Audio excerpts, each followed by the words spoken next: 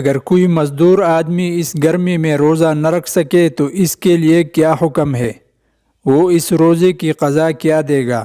سردیوں میں روزہ لوٹائے گا یا پھر کچھ فدیہ دے کر قضا ادا ہو سکتے ہیں روزے کی؟ رمضان المبارک میں گرمی میں معاشی محنت کرنے کی وجہ سے روزہ چھوڑ دینا جائز نہیں ہے، بلکہ مناسب یہ ہے کہ رمضان المبارک میں ایسے سخت محنت کے کام نہ کیے جائے جن کی وجہ سے روزوں کی قضا کی نوبت آئے، اور جن لوگوں کے ماتحت ملازمین کام کرتے ہیں انہیں بھی چاہیے کہ وہ رمضان المبارک میں ملازمین سے سخت کام نہ کرائے اور ان کے کام میں تخفیف کر دے۔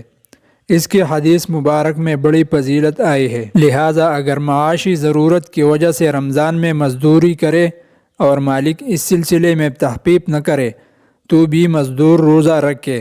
پھر اگر روزے میں پیاس کی شدت کی وجہ سے مزدور کی ایسی حالت ہو جائے کہ اس کو ہلاکت یا یقین غالب گمان ہو تو اسے روزہ توڑ دینے کی اجازت ہوگی۔ اس روزے کی قضا لازم ہوگی، کفارہ نہیں، اور اگر مزدور نے شروع ہی روزہ نہ رکھا تو گناہ گار ہوگا، توبہ و استغفار لازم ہوگا اور بعد میں اس روزے کی قضا لازم ہوگی، فدیہ ادا کرنا کافی نہیں ہوگا۔